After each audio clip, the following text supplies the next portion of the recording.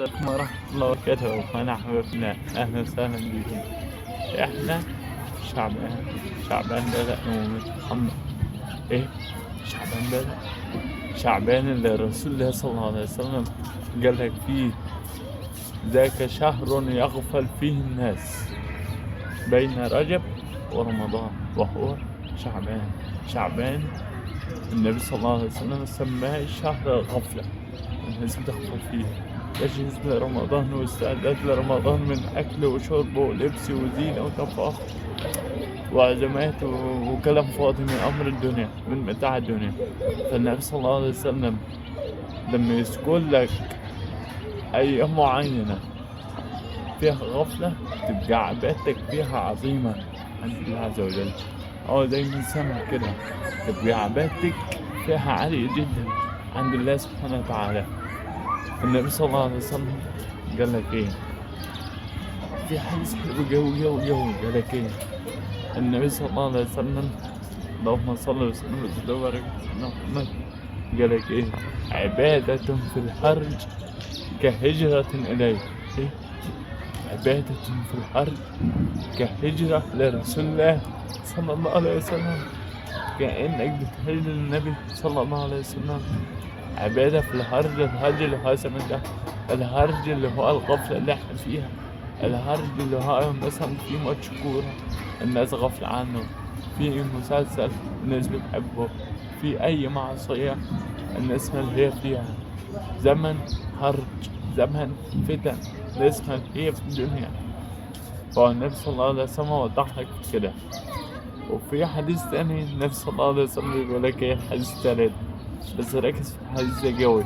كان قاعد مع الصحابة رضوان الله عليهم أجمعين، قال لهم إن من ورائكم أيام الصبر للمتمسك فيهن منهم أجر 50 منكم. يا رسول الله بل منهم مش منا، لا قل بل منكم. إن من ورائكم أيام الصبر للمتمسك فيهن منهم أجر 50 منكم، أي أجر 50 صحابي. يعني أنت في الشهر ده لما تتمسك، وفي الزمن ده أنت في الزمن ده لما تتمسك بصيام الاثنين وخميس، أو بصيام يوم، أو قراءة ورد قرآن، أو بورد صلاة على النبي، أو ورد استغفار تسبيح تحميد تهليل تكبير، تاخد أجر 50 صحابية. أيوة بالظبط، ده نصر رسول الله صلى الله عليه وسلم. فعبادتك في زمن الهرج مقامك بيعلى عند الله عز وجل قوي. والنبي صلى الله عليه وسلم يقول لك ايه القابض على دينه كالقابض على جمرة من النار. الشخص المتمسك بدينه، متمسك بقرآنه، متمسك بسنة نبيه صلى الله عليه وسلم كالقابض على جمرة من النار.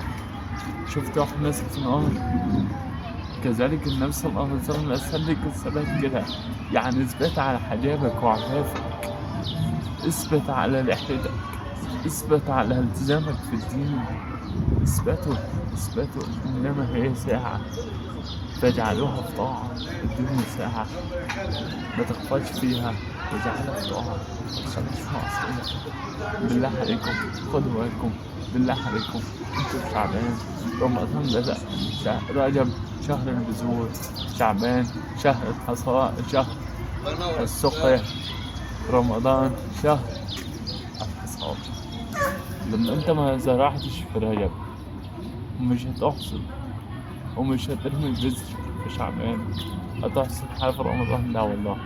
طب الحق بدري، الحق بقى اللي ما زرعش في رجب يزرع في أول شعبان ويرمي بذور في آخر شعبان، إن شاء الله هيحصد آخر رمضان. وجزاكم الله خيرا. السلام عليكم ورحمة الله وبركاته.